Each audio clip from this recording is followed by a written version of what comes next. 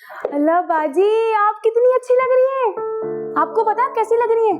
वो जो अंग्रेजी फिल्मों में होती है ना हीरोइनें, बिल्कुल आप ऐसी लग रही हैं। Thank you baby. मुझे ये बताओ, फूफो बेगम और डैड कहाँ है? बड़े साहब जी और बेगम साहबा तो बाहर लॉन में बैठे हुए हैं। वैसे भाईजान, सुबह से आई हुई हूँ मैं और अभी तक जोया मुझे मिलने नहीं आई और ना ही सलाम करने आई है। इतना दुख होता है, पता नहीं वो क्यों मुझसे रुसी रहती है। अब तुम कराची आ गई हो ना, खुद अपनी आंखों से देख लेना किस शय का नाम जोया है। मैं तो लड़ते लड़ते थक गया हूँ उससे।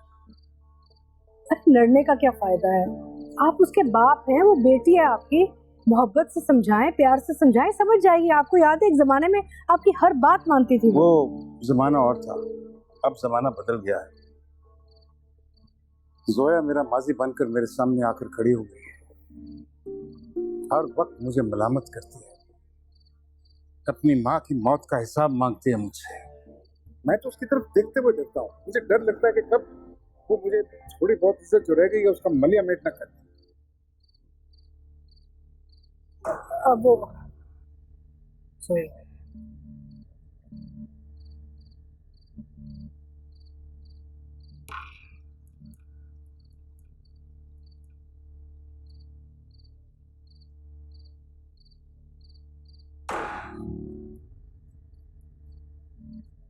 डैड,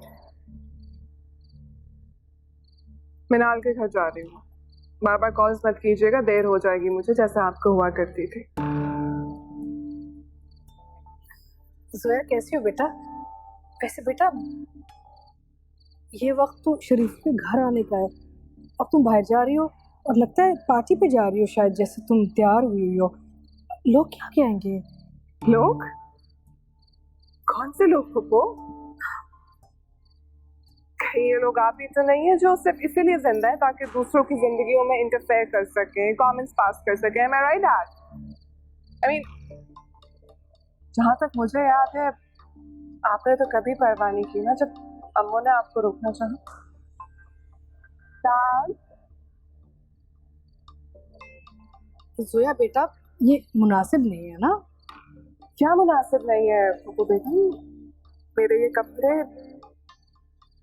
ये हुलिया, ये वक्त क्या मुनासिब नहीं है? वैसे आपके लिए तो कभी भी कुछ भी मुनासिब नहीं रहा ना। बेटा, ये वक्त मुनासिब नहीं है। इतनी रात को तुम अकेली बाहर जाओगी, अरे हम परेशान होंगे ना।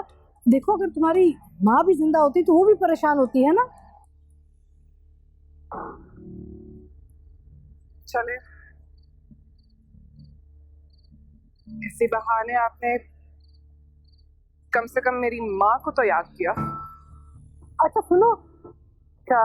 दरअसल मैं चाहती हूँ कि तुम अपने दिल से ना मेरे बारे में गलतफहमियाँ निकाल दो ना। पता नहीं क्यों तुम इतनी अपसेट रहती हो मुझसे। बुरा लगता है, दुख होता है मुझे बेटा। फूफो बेगम, मुझे ना बहुत देर हो गई। अच्छा, अगर जाना ही है ना तो जरा रुक जा, आहद आ रहा होगा, वो तुम्हें ले जाएगा। ड्राइवर है मेरे पास, सो थैंक्स।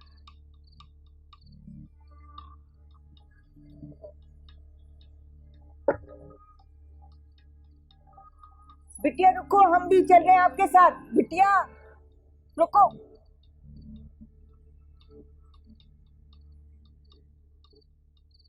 या अल्लाह, मेरे मासूम आह पे रहम करना। वो इस सरफरी लड़की के पीछे पागल हुआ हुआ, इसकी वजह से मुझे लाहौर से कराची ले आए और ये नाक में मक्खी भी नहीं बैठने देती।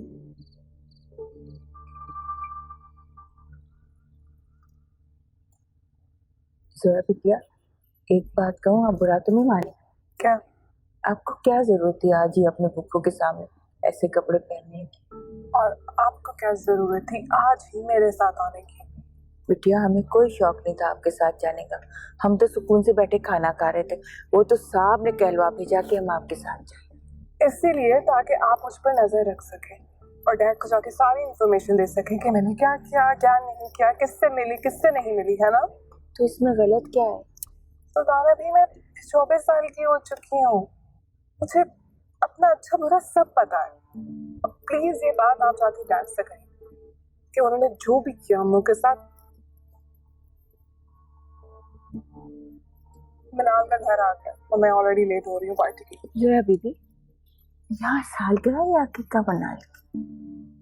माय गॉड, अब क्यों इतनी एम्बैरेसिंग है और क्यों आ गई मेरे साथ?